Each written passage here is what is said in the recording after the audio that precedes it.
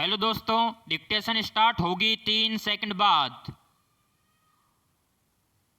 Start.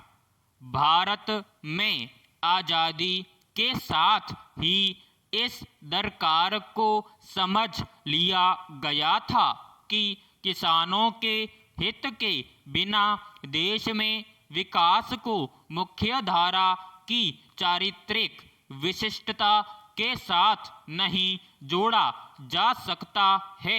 यही कारण है कि आरंभ के 3-4 दशकों तक यह बात एक बड़ी अर्थशास्त्रीय अवधारणा के तौर पर मानी और दोहराई गई कि भारत एक कृषि प्रधान देश है। यह भी कि औद्योगिक की जगह भारत में योजना और विकास के साझे को मिश्रित अर्थव्यवस्था की शिनाख्त मिली, पर दुर्भाग्य यह रहा कि दशक दर दशक सरकारों की नीतियां किसानों के हित से कटती चली गई। वहीं इस दौरान किसानों को भी अपनी नुमाइंदगी करने वाले नेता कम ही मिले।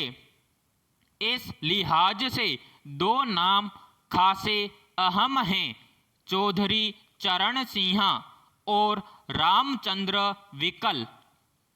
दिलचस्प है कि राजनीति के जानकार भी चरण सिंह के शिष्य या सहयोगी के तौर पर सबसे ज़्यादा चर्चा करते हैं राजनारायण की, पर तारीखी लिहाज से देखें तो रामचंद्र विकल ज़्यादा बड़ा नाम है। दोनों न सिर्फ बड़े कद के नेता थे, बल्कि इनके आपसी संबंध भी सियासी तापमान के साथ नाटकीय तरीके से उलझते गरमाते रहे। यह भी कि इन दो नामों के साथ ही कम से कम उत्तर भारत की राजनीति जाट और गुर्जर समुदाय की प्रतिद्वंद्विता की राजनीति में तब्दील होती गई। पैराग्राफ। रामचंद्र विकल का जन्म 8 नवंबर 1916 को गाजियाबाद के नया गांव बसंतपुर में हुआ था।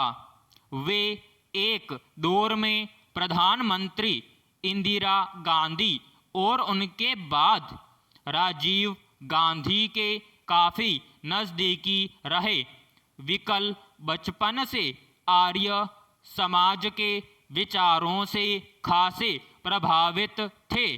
छात्र जीवन में वे स्वाधीनता संघर्ष में काफ़ी समर्पण के साथ शरीक हुए थे। पैराग्राफ। आज़ाद भारत में उन्होंने अपनी राजनीतिक पारी एक किसान नेता के तौर पर शुरू की। उन्होंने किसानों की समस्या और उनके कल्याण के लिए किए जाने वाले कार्यों की बहुत गूढ़ समझ थी। यही कारण है कि अलग अलग दौर में सरकारों द्वारा किसानों के साथ समाज कल्याण के लिए की कई पहलों को योजनागत बनाने में उन्होंने बड़ी भूमिका निभाई। किसानों के लिए खेतों की सिंचाई और बिजली की लागत कम होनी चाहिए और उनसे भू राजस्व के नाम पर कम से कम वसूली हो। सरकार और राजनीति के स्तर पर इस समझ को एक सैद्धांतिक टेक बनाने में उनकी भूमिका तारीखी महत्व की मानी जाएगी। विराम समाप्त।